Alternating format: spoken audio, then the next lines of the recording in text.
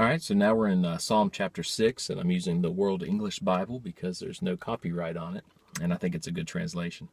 And this is David. He says, Yahweh, don't rebuke me in your anger, neither discipline me in your wrath. Have mercy on me, Yahweh, for I am faint. Yahweh, which means Lord God, heal me, for my bones are troubled. My soul is also in great anguish. Um, you don't want to approach God by saying, I'm a good person, you owe me. You don't want to go to God asking for justice because, if so, that shows that you are just clueless that God is perfect.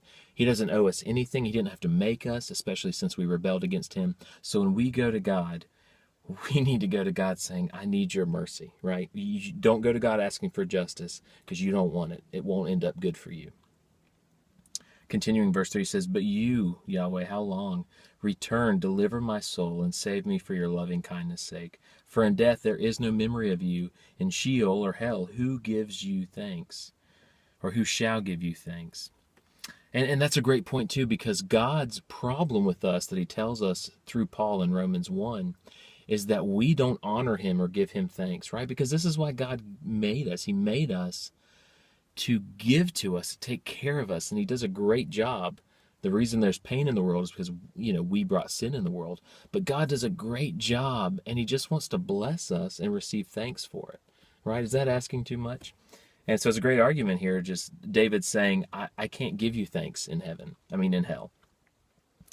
And then he says, I am weary with groaning. Every night I flood my bed. I drench my couch with my tears. My eye wastes away because of grief. It grows old because of all my adversaries. Depart from me, all you workers of iniquity. For Yahweh has heard my voice, or the voice of my weeping. He has heard my supplication. He accepts my prayer. May all my enemies be ashamed and dismayed.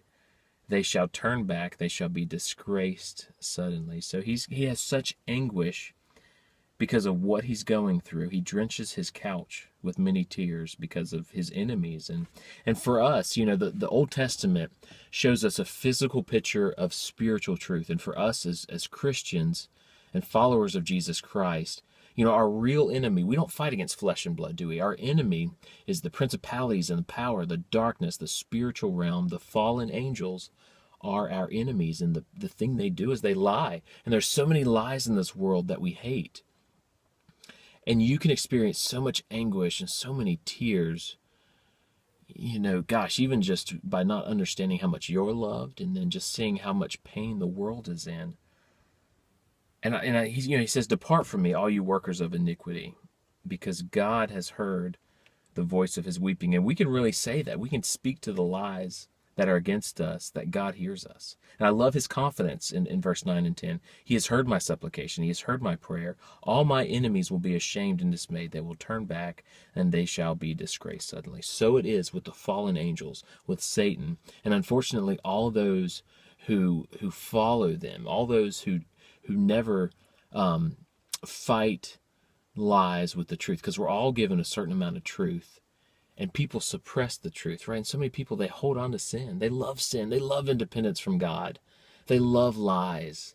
They love to speak lies, teach them to other people. They love to just lust and pride. They love all the things that God hates. And what it says here is they will all be ashamed, whether it be people or fallen angels. They will all be ashamed and dismayed. They shall turn back, and they shall be disgraced suddenly.